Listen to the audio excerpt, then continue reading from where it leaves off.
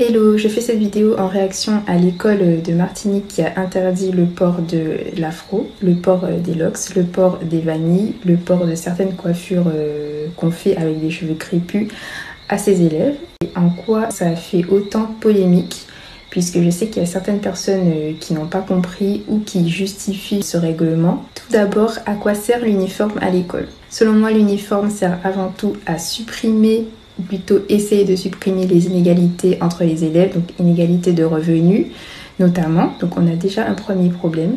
Comment une mesure censée supprimer les inégalités entre les élèves, au final discrimine certains à cause d'une caractéristique physique qu'ils ne peuvent pas changer, c'est-à-dire les cheveux.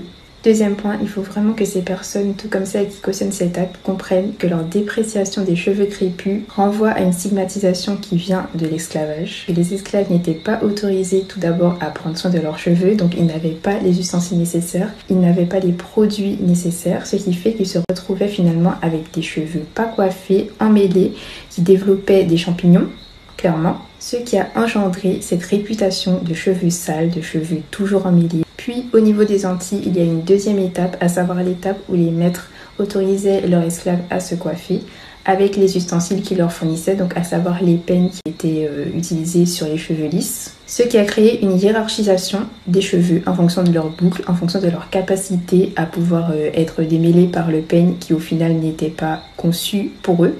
C'était aussi l'époque où il y a commencé à avoir du métissage entre les maîtres et les esclaves. Forcément, les gens n'avaient pas tous le même type de cheveux et les cheveux qui étaient les plus détendus étaient considérés comme les bons cheveux et les cheveux plus crépus étaient considérés comme les mauvais cheveux. Dans notre société, les stigmates de cette époque sont toujours présents, comme on a pu le voir. On le voit aussi au sein des générations d'avant, donc des personnes qui sont un peu plus âgées.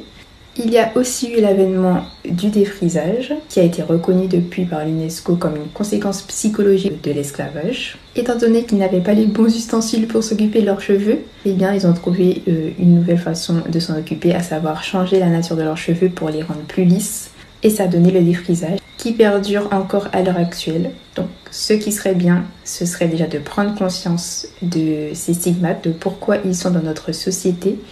Et ensuite, pour faire évoluer les choses, supprimer ces mesures qui ne participent pas du tout à l'émancipation des jeunes antillais.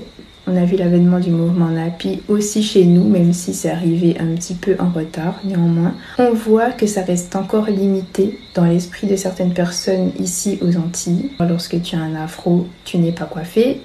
La dernière fois qu'on m'a fait cette remarque, c'était lorsque je suis passée à la télé. Une personne a appelé pour dire que je n'étais pas coiffée.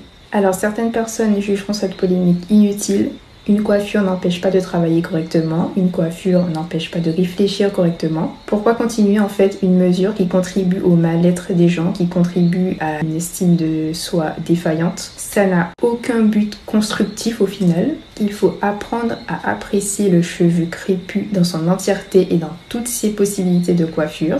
Il faut réapprendre à s'en occuper correctement, réapprendre à apprécier les possibilités qu'il offre. L'école, certes, est un lieu de formatage. Néanmoins, aux Antilles, ce serait quand même bien que ce formatage soit revisité, c'est-à-dire recalculé, retravaillé, je sais pas, en faveur du peuple antillais dans toute sa diversité.